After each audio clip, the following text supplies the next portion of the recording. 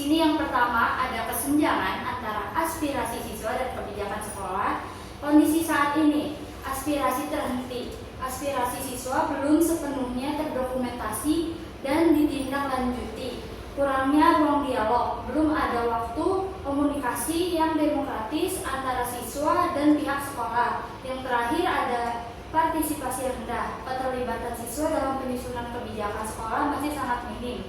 Jadi, solusi kami yaitu sebuah program advokasi terstruktur untuk menjembatani dan mendorong keterlibatan aktif siswa dalam pengambilan keputusan sekolah.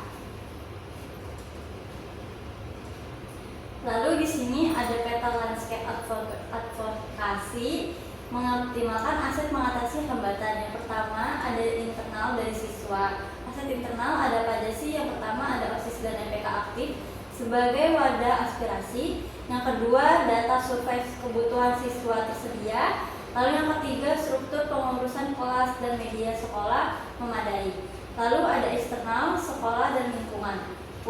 Peluang eksternal yang pertama dukungan dari kepala sekolah, pengasih dan komite. Lalu yang kedua ada kehadiran guru BK sebagai mediator. Lalu yang terakhir kebijakan pemerintah mendukung partisipasi.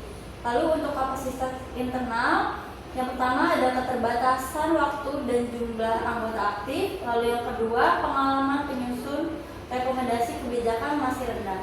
Yang terakhir koordinasi internal belum optimal. Lalu di hambatan eksternal di peluang sekolah, yang pertama kesibukan jadwal akademik sekolah. Lalu yang kedua perbedaan persepsi pihak sekolah mengenai kritik. Lalu yang terakhir keterbatasan anggaran. Lalu ada strategi utama memanfaatkan dan menguatkan isu. Yang pertama ada input, yaitu kebutuhan, ide, dan keluhan siswa sehari-hari. Yang kedua ada proses advokasi, yaitu menguatkan budaya dengan menumbuhkan keberanian partisipasi siswa. Dan yang kedua ada memperluas ruang, yaitu menciptakan kanal penyampaian aspirasi yang aman dan terstruktur. Lalu yang ketiga ada output, yaitu kebijakan sekolah yang lebih responsif dan relevan terhadap kebutuhan siswa. Di sini ada ekosistem penggerak perubahan, peran dan target sasaran. Jadi semua sasaran berada pada tahap siap berbagi pengetahuan, menerima gagasan dan bertindak. Di sini ada aktornya, ada kepala sekolah, yaitu aktor utama, wakasek kesiswaan, guru BK, OSIS dan serta MPK. Peran kepala sekolah yaitu pengambilan keputusan dan pengesah kebijakan. Pesan kuncinya mengesahkan forum aspirasi siswa. Kegiatannya audiensi kebijakan sekolah. Wakasek kesiswaan perannya pendamping program. Pesan kuncinya mendampingi pelaksanaan forum. Kegiatannya fokus group discussion. Guru BK itu perannya mediator perselisihan. Pesan kuncinya itu menjadi fasilitator diskusi. Kegiatannya fokus group discussion. OSIS juga perannya jaringan komunikasi siswa. Pesan kunci mengelola forum aspirasi. Kegiatannya yaitu diskusi dengan ketua OSIS. Dan terakhir MPK, peran wadah resmi aspirasi. Pesan kuncinya menyusun rekomendasi kebijakan dan yang kegiatannya diskusi dengan ketua MPK. Lalu identitas kampanye Speak Up Make Change. Pesan utama kampanye adalah siswa bergerak, sekolah berubah.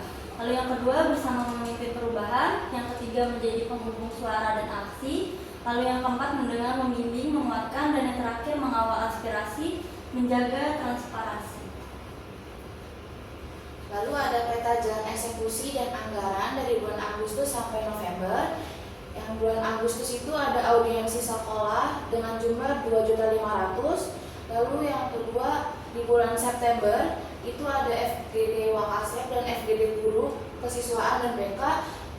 Itu yang FGD Wakasek sejumlah 2 juta dan yang FGD Guru itu sejumlah 1.500.000. Dan yang bulan Oktober ada sejumlah 1 juta diskusi MPK.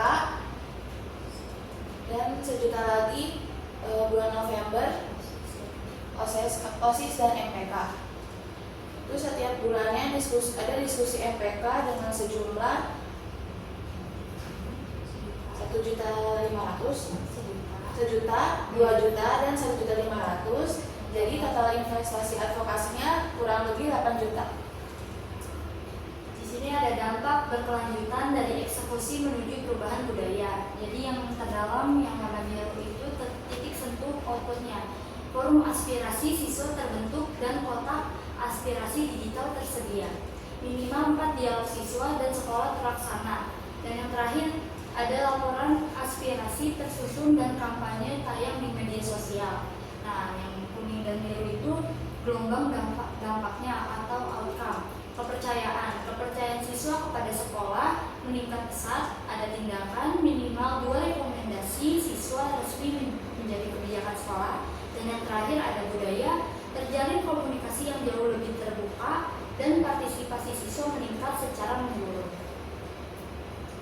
Lalu visi kami tangga menuju sekolah demokrasi dari 2032, langkah utamanya dari Juli 2026 sampai Juni 2027. Yang pertama, partisipasi siswa mencapai 16%. Lalu yang kedua, minimal 6 dialog siswa dan sekolah terlaksana. Yang ketiga, minimal 16% aspirasi didokumentasikan dan dibahas dalam penyusunan kebijakan.